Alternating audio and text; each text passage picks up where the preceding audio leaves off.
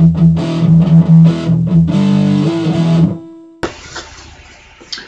welcome everybody. This is Undisputed with Clay and Brenton, where pretty much anything we can say can be disputed or will be disputed.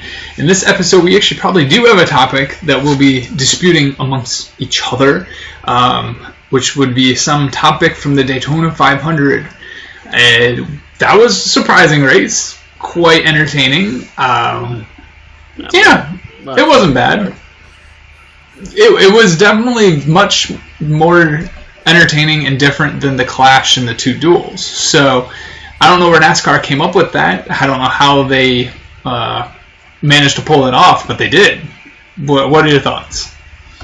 Well, you definitely called the duels right on our last episode. Snooze Fest was about right. Kyle Busch getting turned around by Jimmy Johnson was probably the best part. But, sure. That was pretty sweet, actually. But, still shows Jimmy Johnson's kind of getting old. Yeah, he's getting a little aggressive. But aside from that, the duel sucked. The clash sucked. The rain didn't help that, but no. The duel sucked. Qualifying sucked. The offer, alright. Truck race was wild as hell. I heard. The Xfinity race sucked. And then the Daytona 500 came out and was like, wow. Yeah. NASCAR still knows how to do NASCAR. It does, which really makes you wonder if they didn't change a dang thing, how in the world or where has this racing been for the last how many years? If they don't change a dang thing and all of a sudden you get racing like we did on Sunday. Boys, viewership is down. Race like you mean it. Problem solved. They should have been doing this for ages. It was really entertaining. I think it's going to be quite a good year if they can continue doing this. Yeah, I mean, I don't think it's really that simple. I do think it's somewhere along those lines. I can't help but wonder if they didn't say, guys, tear up some more stuff. Sure. Because Kevin Harvick made a few comments earlier in the week about, we just tore up $200,000 worth of equipment on this car, and he mentioned like 2 or 3 different times about how expensive these cars were. I'm like, since when do you care about cost of the car? It's not your car, man. So, I can't help but wonder if they're maybe not getting a little heat on, taking some more chances, being a little more wild, pressing the limit a little bit if they wreck. Sure. That's what fans want. I mean, we've had this discussion several times. They always say, the drivers, they always say, if all you want to see are crashes, then you're not a real fan. Well, that's bull. Right. See the action. Absolutely. Whether it's a crash or whether it's beating and banging, trying to get to the finish line first. It doesn't have to be a crash, but people want to see excitement. And unfortunately, a lot of times, the beating and banging turns into a crash, which is exciting. It's just human nature. I mean, you take it back to the Roman days when they used to throw you in there and fight with the lions. Right. Yep. That's a lot more deadly, by the way, than NASCAR. Oh, absolutely. Absolutely. I mean, get over it. Y'all are making millions of dollars a year to, drive fast cars and have hot wives and live an amazing life. So I'm sorry if I'm not shedding a tear for you. Sure. I mean, but going back to your original theory, yeah, I do have a feeling NASCAR is putting a little heat on these drivers to perform a little bit better and, essentially save the sport. Sure. So, transitioning into how the product that the race was, and as good as a product that it was for what it could have been, we have the end results. So this was a topic, so this was the topic that we were discussing off camera, so we could figure out where we were going to go. But this is our undisputed topic of the week, which will be sort of disputed on, which will be fun, because you had mentioned that you thought when it comes to team order, share a little bit about that. What were your thoughts? Well, I think my theory on teamwork is a lot like everybody else's. Work together for the majority of the race. There's no sense in beating each other up the whole race. You can't beat yourself. Work together on getting to the end of the race. But when the last 10 laps come, it's every man for himself.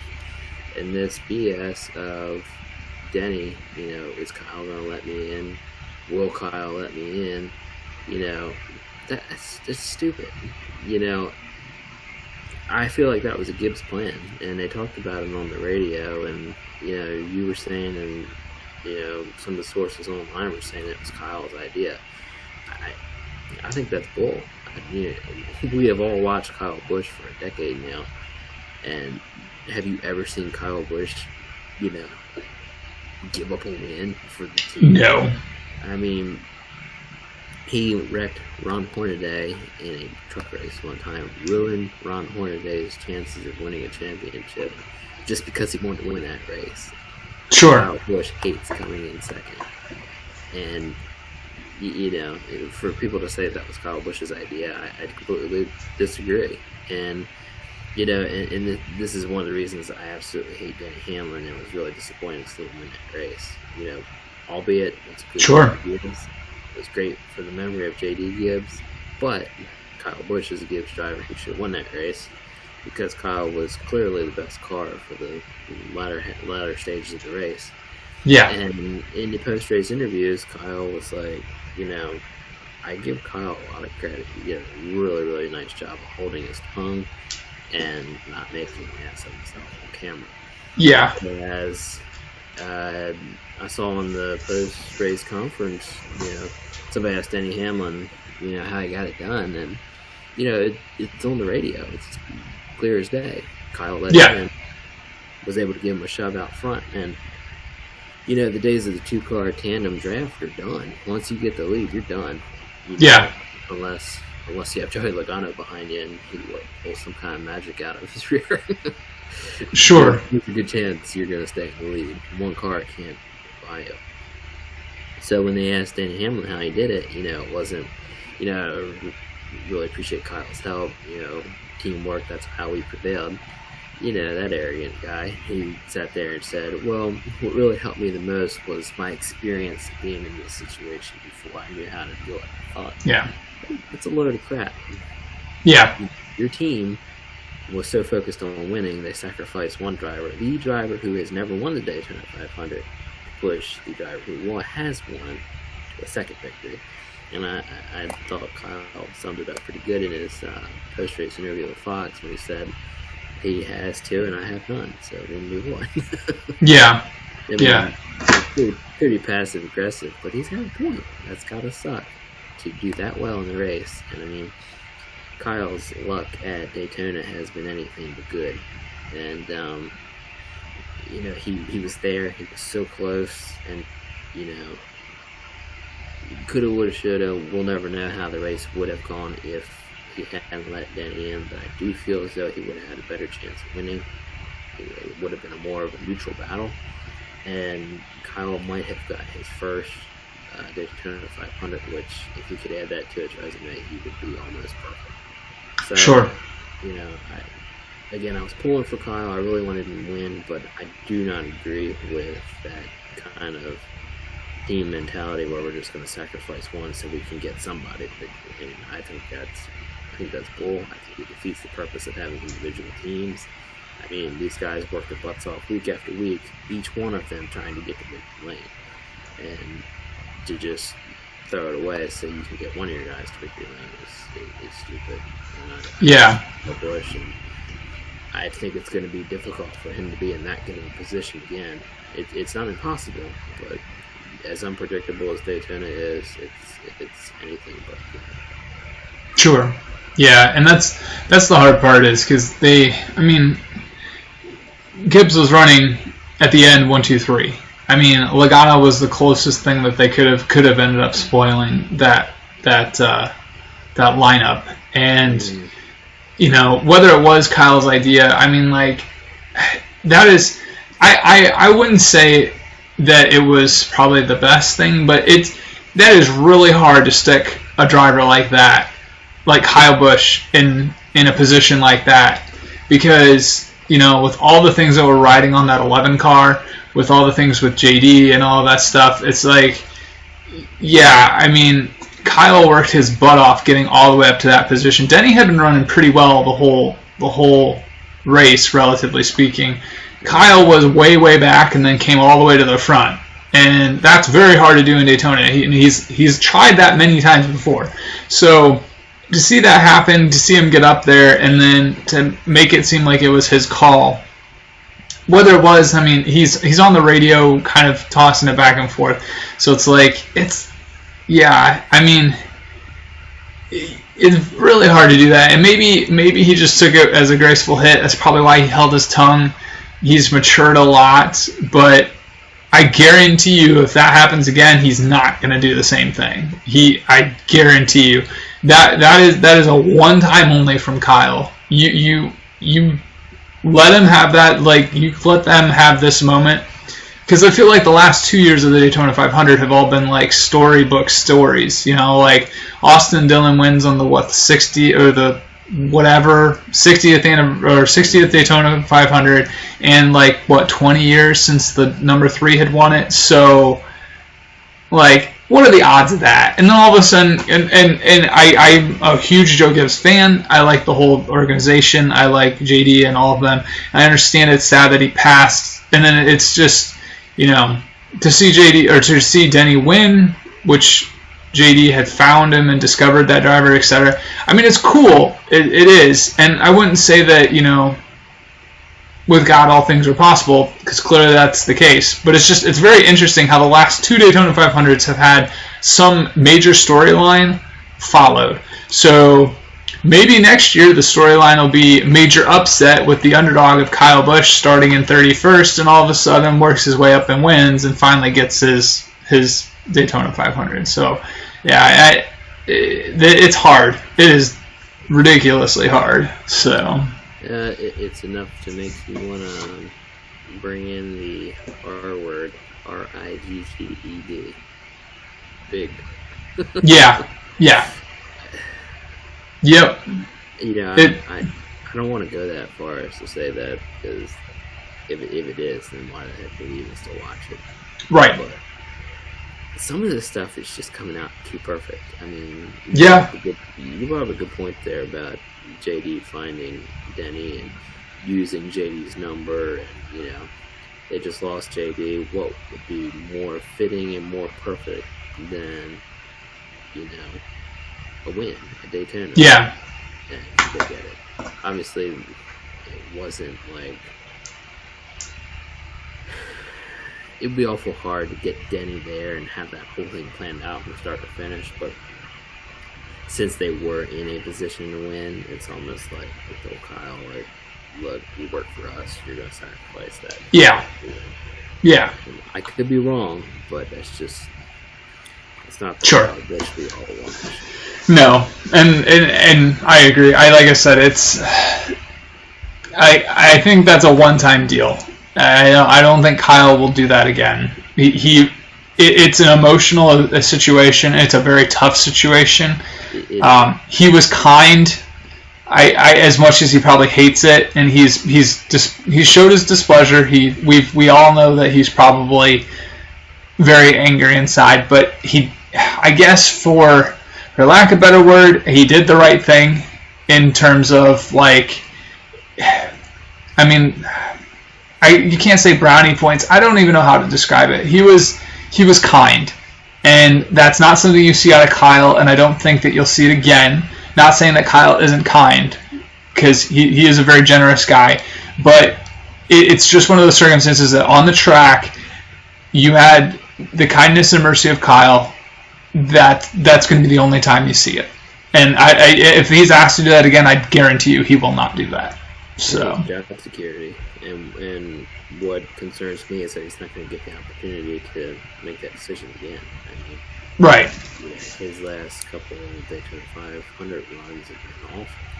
I mean, he's sure. been decent ones here and there, but how many times has he gotten swept up in a big one? And, you know, his Daytona 500 chances gone like that. Yeah. 365 days later, he gets to try it again. Big one. We're done. Yep. I mean, it's such a tough race, and to be that close, and honestly, I think be the best car there. It's just, it's not fair, and it's not good for the fans. It's not good for publicity when you start, kind of playing with the truth a little bit. Sure. Playing Sure. with fair rules and fair racing. Sure. I don't believe the best driver won. No. Kyle is definitely the best one out there for sure. Denny is good at the plates, the plate tracks. I agree, but yeah. So could have done better. I agree. So we weren't obviously correct with our pick. We came in second last week with our pick. We were very close. So I knew Kyle was going to be dangerous. Yeah, we both did for sure. Race, so technically we were right. Yeah. But that leads us into Atlanta. What do you got, Clay? Hit me with it. What do you got? I think Atlanta's going to be kind of interesting. I'm kind of excited to see them run this new aero package here. And I think we're going to, even though the horsepower is down a little bit, I think it's going to seem like a faster race. High pace, a little bit more intensity with it. But I think your same people are still going to be fun. Sure. I don't see these successful drivers changing a whole lot. I know you were mentioning before the show about Martin Truex Jr. and the curse of the 19 car.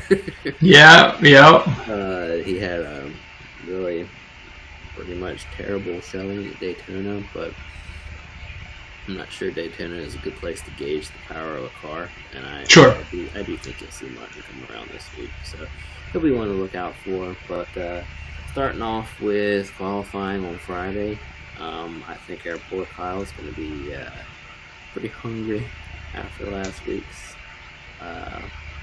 shortcomings. Sure. So I think you're going to see Kyle put in a heck of a fast lap on Friday evening.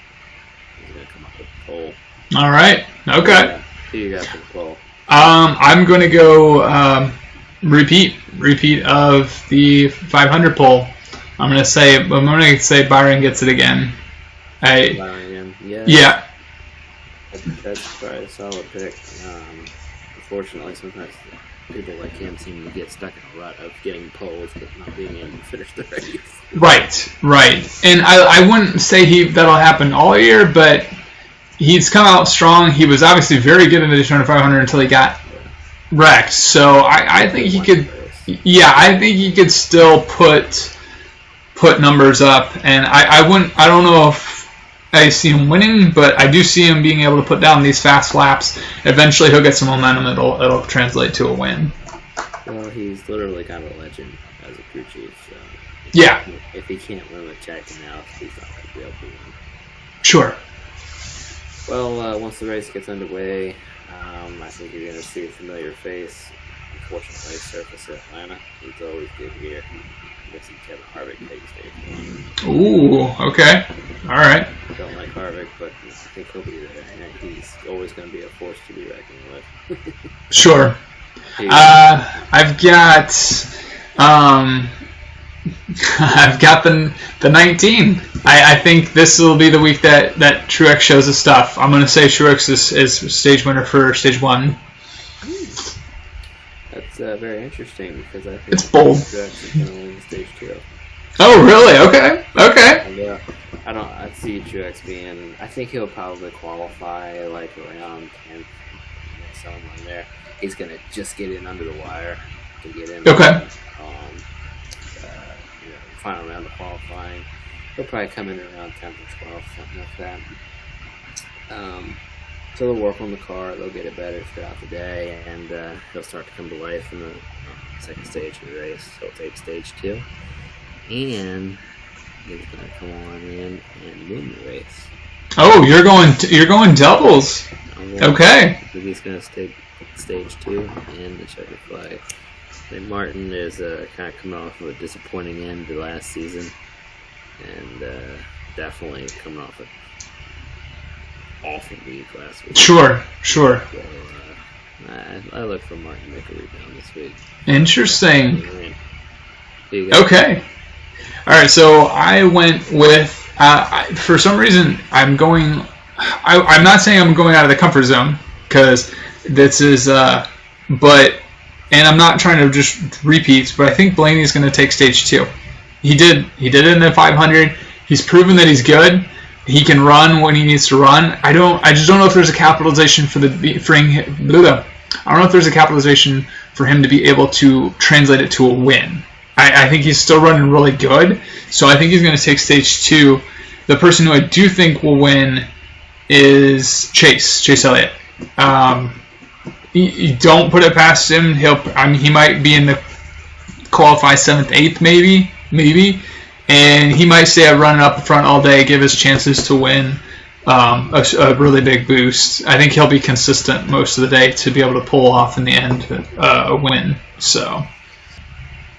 All right, so my long shot for this week, it's not really a terrible long shot.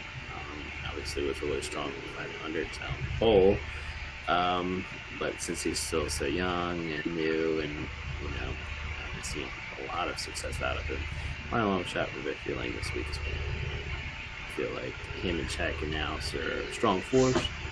Okay. So we'll see what they can do. Win Byron long shot for this week. And that would fit nicely with my pole winner. So that actually, that's a good guess, or a good pick. I'm going to run with, my long shot is probably somebody who nobody likes right now, well, at least none of the drivers. I'm going to go with Senhouse. Nobody liked him at the 500. He stuck his car in the middle where there was apparently no gap, so he wrecked a bunch of people, and I think he's aggressive, like incredibly aggressive. I think that might translate to a long shot win, potentially. I don't know if it'll be at this track, but I'm hoping it'll be at this track. So that's a really good long shot. With the addition of the restrictor plate at more tracks, he could be more of a factor. He likes plate racing. So we'll see. Yeah. Interesting pick. So Yeah, how that pans out.